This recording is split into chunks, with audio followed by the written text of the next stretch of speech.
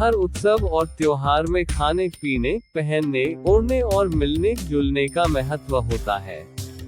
लेकिन शिव से संबंधित आयोजनों में व्रत, उपवास और तपस्या का ही महात्म्य है। सावन निराकार शिव की आराधना का महीना है। कहते हैं कि देवश्रेणी एकादशी के दिन से भगवान विष्णु देवताओं समेत 4 मास के लिए सोने चले जाते हैं। इस दौरान वे सृष्टि को पालने का काम भोले शंकर को सौंप देते हैं। चतुर्मास शुरू होते ही पर्वों और त्योहारों की झड़ी लग जाती है। इसकी शुरुआत सावन में शिव की आराधना से होती है। सावन और सोमवार का शिव की उपासना से अटूट संबंध है। मानव जीवन में प्रकृति का कल्याणकारी रूप भोजन, वायु, जल और प्राकृतिक सौंदर्य के साथ अनेक रूपों में तन मन को पोषण देता है। शिव से तात्पर्य है कल्याण।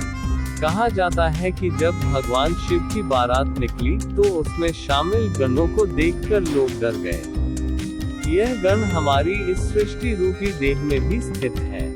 हम सब का बाहरी शरीर आकर्षक लगता है, पर अंदर का दृश्य देखकर कोई भी डर सकता है।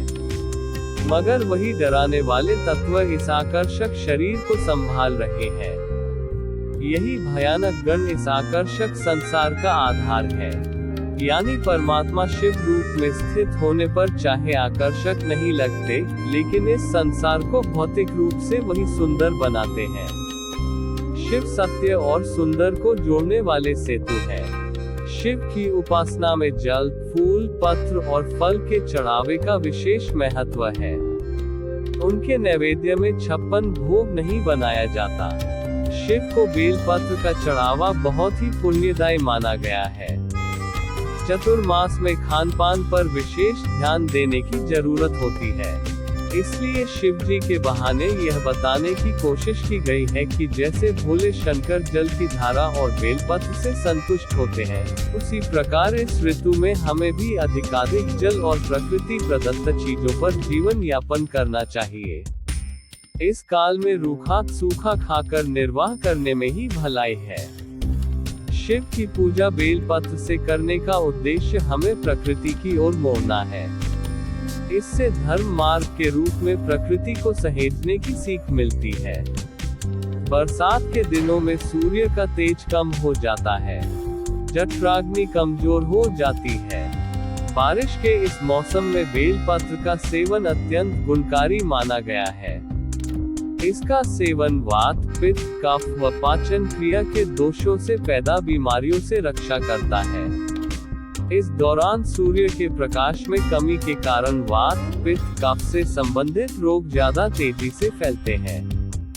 बेलपत्र का सेवन त्वचा रोग और मधुमेह के बुरे प्रभावों को भी रोकता है।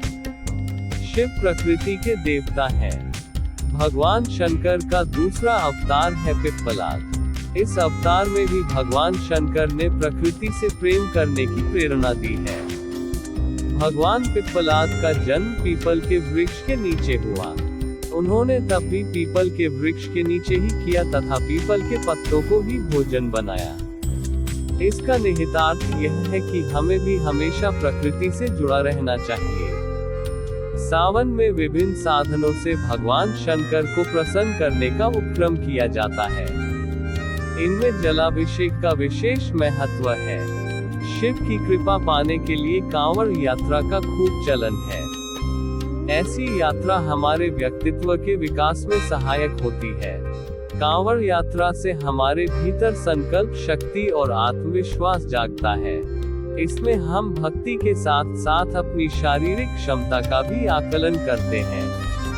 लेकिन कांवड़ यात्रा का सबसे बड़ा लाभ यह है कि यह हमें कष्टप्रद स्थितियों में भी संयमित और नम्र बने रहना सिखाता है। हम लंबी पैदल यात्रा से थके होते हैं। भोजन और विश्राम मिलने का कोई ठिकाना नहीं होता। फिर भी अपना संयम नहीं छोड़ते, अपने उद्देश्य को नहीं भूलते। एक सच्चे भक्त की तरह नम्र और विनीत बने रहते हैं। इसलिए कांवड़ यात्रा में जो किसी भी कारण से रौद्र रूप अपनाते हैं, वे यात्रा के मूल उद्देश्य से भटक जाते हैं।